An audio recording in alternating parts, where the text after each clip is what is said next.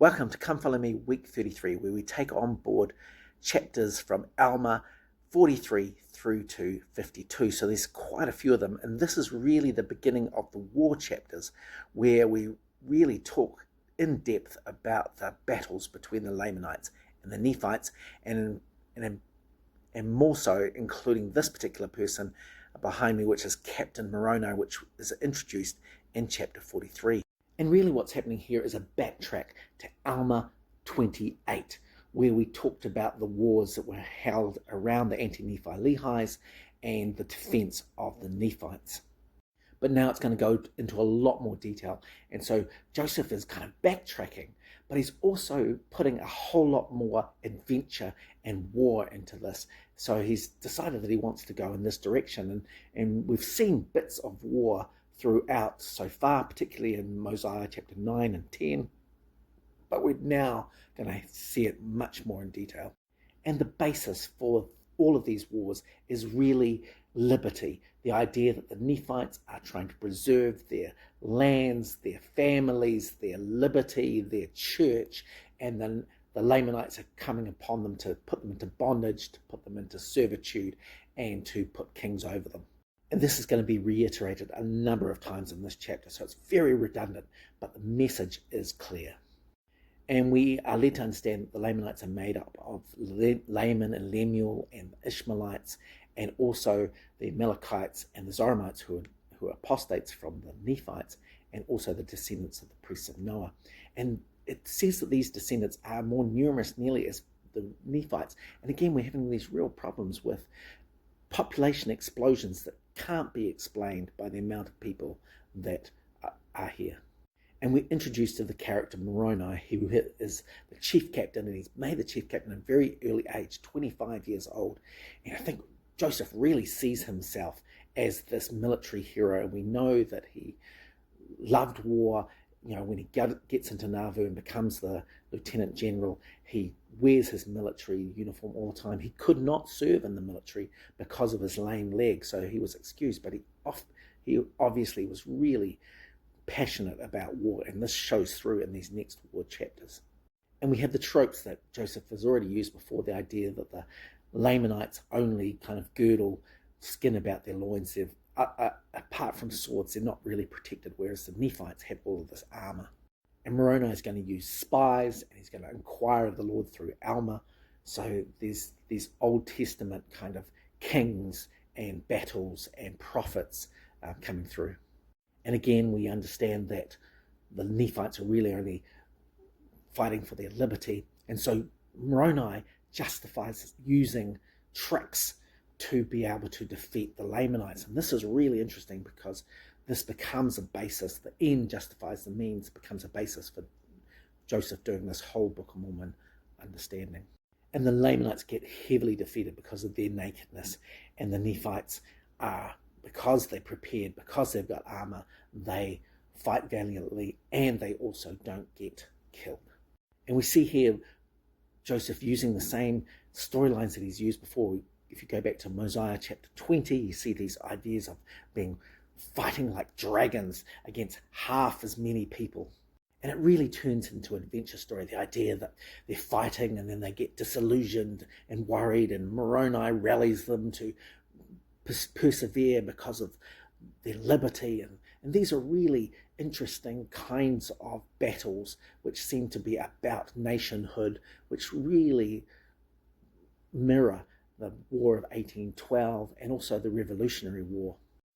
But in the end, the Nephites just wholesale slaughter the Lamanites, and despite their small numbers, they are just so defeating. And this is really part of the adventure story. It's a real problem because there are so many Lamanites, and the Nephites seem to kill them in large numbers, but then they come back with even more. So there's these numbers and the ideas of populations and people dying in wars just does not make any sense whatsoever, but it's great for this adventure story. Chapter 44 continues with Moroni giving an understanding of why they're going to war and corresponding with the other side. He tells Zarahemnah, which is suspiciously close to Zarahemla, that he doesn't really want to fight, that he's just preserving his liberties, and if they would just leave them alone, there would be no fight. But they're preserving their faith. And as long as they're preserving their faith and keeping the commandments, God is going to keep them and preserve them and help them win. And so Lamanites are always going to be on the losing side unless they're supporting God. And so he offers an ultimatum that if they give up their weapons and swear an oath, they will go in peace, that he'll just keep killing them. Zerahemnah gives up his weapons but tells him he won't do an oath. So, and also tells him that he doesn't believe in his faith, he believes that it's the cunning of Moroni and that this is not just. In a moment of anger, Zerahemnah rushes forward and Moroni's soldiers cut off his scalp and hold up that scalp as an evidence that they're willing to fight. And this is really, gosh, the idea of scalping and Native Americans are just so intrinsically tied in terms of stereotype. And also the stereotype that they are fighting with naked skins against people with advanced warfare and armory so that they don't get killed. So it's very much Native Americans against, soldiers of the nation of America. And here we see parts of that adventure story kicking off, the idea that there's so many killed that they don't even number them. Now this is just ridiculous. One thing, people like to know who has died and they keep account. Also, just the ways that you would deal with the dead is just not the ways that it does in this chapter. They throw their dead into the river Sidon and these people are buried in the sea. And then this is the end of the record of Alma. So this is the end of Alma, but not the end of the book of Alma, which goes on with his son Helaman. Alma 45 is really the transfer of power of Alma through to Helaman, and how this then becomes the Helaman chapters and the war chapters of the Book of Mormon. And first off, one of the things to notice is that at the beginning of these chapters is a header. So this is the original plan for the Book of Mormon, because of course Alma didn't include any war chapters when it was envisioned in Alma chapter 1, and the headings there don't include that, but this is now an update. And so this header at the beginning tells us what we're to expect going forward, Joseph's new plan. And the transfer from Alma to Helaman seems to be affected by a interview of worthiness, much like a temple interview, which is really interesting, and maybe the forerunner of that Alma is now testing Helaman to see if he's worthy to take over the ministry. And Alma gives a prophecy that the Nephites will be extinct 400 years after Jesus comes. So now we understand that Joseph is building the plan of how this is all going to finish, and he's getting his details down. These 400 years are marked by 4 generations, so he's getting his timelines of generations out, and this affects the whole of the Book of Mormon, but it's really interesting. And Alma tells us that all of the people that are remnant after the Nephites are exterminated are now Lamanites, and this sets up the understanding that the Native Americans are these Lamanites. All of them, everybody who is on the Americas. So this kind of goes against some of the apologetic arguments that there are a whole lot of other people there.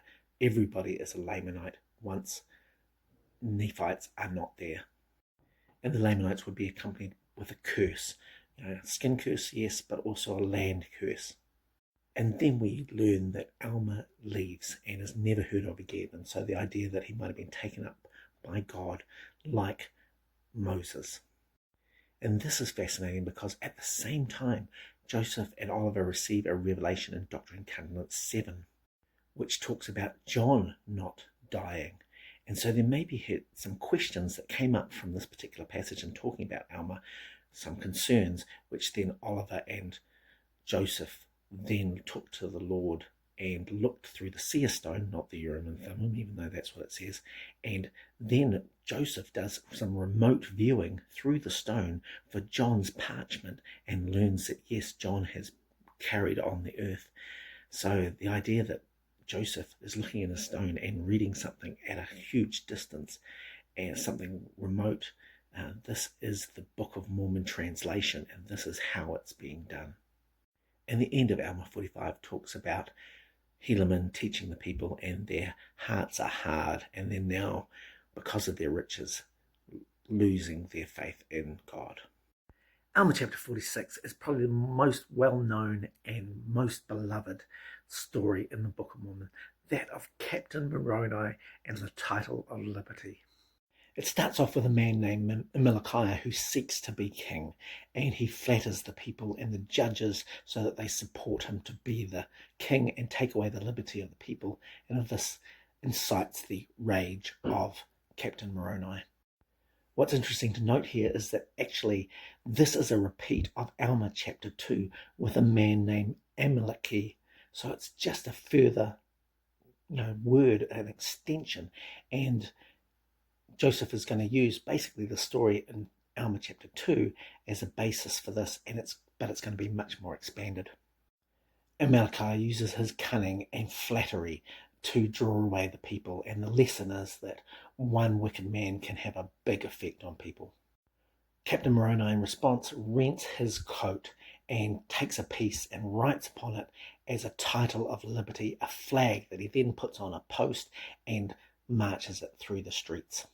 And written on this title is an understanding, a memory of our God, our religion, our freedom, our peace, our wives, our children, and the idea that these are the threats to the country.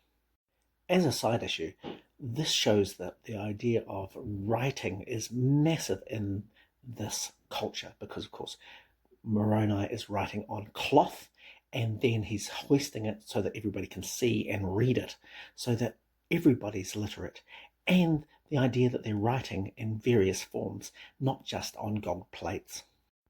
Which begs the question, if God can preserve things by miracle, like he does with the golden plates, why doesn't he just preserve writing on cloth like Moroni's doing? Why does it have to be gold plates? And we also learn in this chapter that the people have taken on the name of Christ as Christians. So this is one of the anachronisms of the Book of Mormon, is that people were describing themselves as Christians long before Christ came. And so people, as they see this rent part of Moroni's garment in the air and read what he's written, that they enter into a covenant to maintain their rights and their freedoms and not have a king.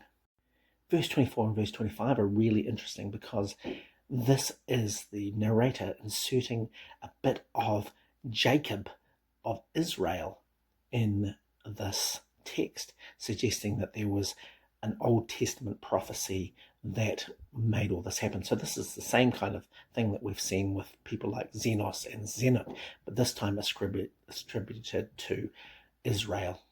And just like in Alma chapter 2, Amalickiah becomes the Amalekites, and in this case the people who are following Amalickiah become Amalekites. And just like in Alma chapter 2, they flee to the land of Nephi and join with the Lamanites. And we also learn that those who were captured, who didn't give up their desire to have a king in Amalickiah, that they are put to death. And the title of liberty is hoisted upon every tower in the land so that people can understand that this is the flag that they are rallying around, much like the Revolutionary War, and establishing this area and these people as a nation. Alma 47 tells the story of Amalickiah and how he was able, as a Nephite, to take over the armies and the nation of the Lamanites. The narrator tells us that Amalickiah is a subtle man, and his plan is to dethrone the king of the Lamanites. And he does this by a number of frauds that he perpetuates against the Lamanite people. And we also have the understanding of this place called Oneida, which again is a Native American word and tribe in the place that Joseph Smith is in. So he's using these names in the Book of Mormon to give it some historical thought and accuracy. And he uses a deception against this Lamanite king called Lahontai, and he gains favor with him and then poisons him so he becomes head of the army. He then goes back to the king of the Lamanites, and when he greets him, he stabs him in the chest, and as the servants flee, he runs after them and blames them for the murder. And because of this, he's able to gain the favor of the people.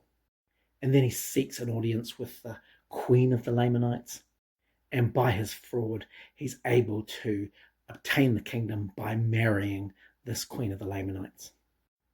And it's interesting to note that the queen doesn't have a name, the king doesn't have a name, that the people in this situation are not given names, except for Lahontai, it's slightly random. But the inference is that these dissenting Nephites, like Amalickiah, are these hardened people, that they are the ones that are kind of leading the Lamanites astray and also causing them to sin even more. And this reinforces the lesson that to be an unbeliever is bad, but to be a believer and then fall away, that makes you worse. Alma 48 is a contrast about wicked King Amalickiah, who is a dissenter from the Nephites, and Moroni, who is captain of the guard and who is the protector of the Nephites.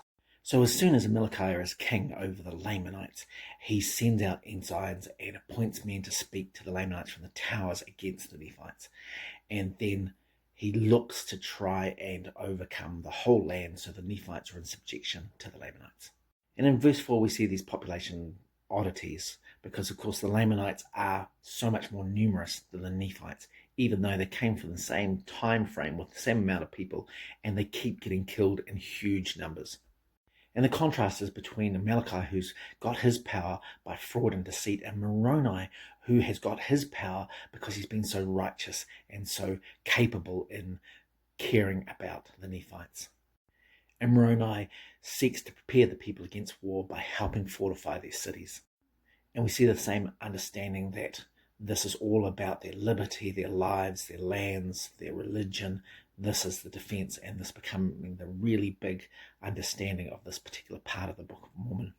And also how righteous Moroni is. And a lot of this chapter is dedicated to the righteousness of Moroni and the idea that if people are like him, that there's no way that civilization or this nation would fall. He's got a firm faith in Christ. He's sworn with an oath to defend this country. This feels like Captain Moroni is modelled after George Washington. And there's also an understanding that Moroni is really righteous when it comes to military offences. He's not doing it to gain more land. He's just doing it to preserve the peace. And verse 17 is one of those lovely scriptures which suggests that Moroni, if everybody was like him, the powers of hell would be shaken. You know, that it just takes righteous men to overcome the world. And because of this external threat, the Nephite people were united in not having wars within themselves, and also that they were compelled reluctantly to go against the Lamanites. You know, that it wasn't their fault that they had to do it. And this is a really interesting justification for war between the settlers and the Native Americans. The idea that the Native Americans were causing the offence and the settlers were just trying to preserve their peace. And of course, when the Lamanites or the Native Americans attacked, the people had to defend themselves, and so they were justified in doing so, even though actually settlers were displacing Native American lands, taking resources, and this was devastating the population. But of course, Joseph and the people in his surrounding area were the settlers, so they had to see it as them being righteous. Alma 49 and 50 talk about the fortifications that Moroni has made for many of the cities around the area in their defence from the Lamanites. Moroni has made these cities much stronger, but also the idea that the Lamanites are only using stones and arrows. But they've learnt from their previous defeats, and now they're using breastplates, and they've prepared themselves garments of skins which are quite thick. But their object is putting them under bondage and massacring them. So they go from city to city, but they realise that the Nephites have great strongholds, and they've made these oaths that they're going to fight no matter what. But because of these fortifications, they are just beaten back with an immense slaughter, and their bodies have filled up the ditches that Moroni has caused to be made. And the report goes back to Ammonihah, and he basically is just incensed and wants to drink the blood of Moroni. Moroni keeps making greater fortifications, heaping up earth, putting timbers upon that earth with pickets and towers so that the Lamanites can't get any closer to their cities. But it is really curious that they start building new cities in the midst of this kind of danger. But the lesson has been made that it's been in the past the quarrelings and their contentions and their murders which has kept them from having success. And now that they are righteous, that they're going to get all of this great happiness. And indeed, that's talked about in the sense that it's the most happiest time. This doesn't last long because, of course, some people in the land of Morianton have a warm contention with the people of Leith. And this turns into a situation when Morianton wants to take his people and head north to the large bodies of water, the Great Lakes, and get themselves away from the Nephites. This plan is revealed because a maidservant is beaten by him, and she goes and tells Moroni. And again, we see this idea that these women are affecting the story, and yet they don't get to have any names, and they get to have servitude types of relationships. Moroni is worried that this is going to undermine liberty, them leaving to the north. And this is really curious because in a few more chapters we're going to find that other people are going to go north, and that's not a problem. But Morianton is met by Teancum, and Teancum fights against him and kills him. And we learn that Nephihah, the chief judge, dies, and his son is appointed to reign in his stead. And this is really interesting too, because the people are supposed to have a voice and a vote, and they seem to, except for the fact that the next iteration of the judgment seat is filled by a son, which suggests it's much like a kingdom. So the government kind of acts just the same way as kings, even though we've got rid of kings, which is very odd. Alma chapter 51 and 52 talk about more of the wars and also the transfer through to Amarim, who is the brother of Amalickiah when Amalickiah is killed. It also talks about this same storyline that we've seen before, the idea of people who want to have a king. And in this chapter, in chapter 51, it talks about them as kingmen and those who want liberty as freemen. The idea that these people who want to be king are from a high birth, that they're from a noble stature, and they're imposing that on their communities is really interesting, because this is something that happened in Joseph Smith's time with the Federalists. They wanted to support Britain in pretty much the War of 1812, and they wanted to have a much more united connection with Britain. And they wouldn't want to fight against Britain, they wanted to unite with them, and this became a really big issue in the War of 1812, and also a big determiner of the United States after the War of 1812, where the Federalists were really put down and humbled and excluded, really, unless they participated in American culture. And this factors into Joseph's life too, because he was in that working class and that pressure to conform to the American society. He didn't have the option of being high class, and so this is a really interesting chapter. So these dissenters fought against Moroni and were basically annihilated. 4,000 of them died, and those that were left had to take upon them the title of liberty, the flag that rallied the nation. So this idea that the nobility had been brought down to the working class, that's a really interesting idea that Joseph would have loved. And the oddity was that all of these cities that Moroni had just built get taken over by the Lamanites. But Teancum, in response, goes into the tent of Amalickiah at night and stabs him through the heart with a javelin and manages to escape. And this ends Amalickiah. And it's interesting that this happens on New Year's Eve. And so in chapter 52, it talks about the first day of the first month, or the New Year's Day. And they appoint Amaron to be the king after his brother. And they also talk about taking prisoners of war for exchange, which also happened in the War of 1812. And Moroni and Teancum have a war council. They determine some strategies to get into these fortresses of cities which they had built, which now the Lamanites occupy, and their strongholds. And so the rest of Alma chapter 52 is talking about some of these strategies, and one of them is to provide a decoy, which then one of the cities follows after, and then they're able to recapture the city. But this results in a battle between Moroni and Jacob, where Moroni is wounded and Jacob is killed. And it's really cool because I guess up until this point we haven't really had much wounding, so this is good. But Moroni takes prisoners of war, and he then, in the following chapters, puts them to work to fortify some of these cities that are retaken.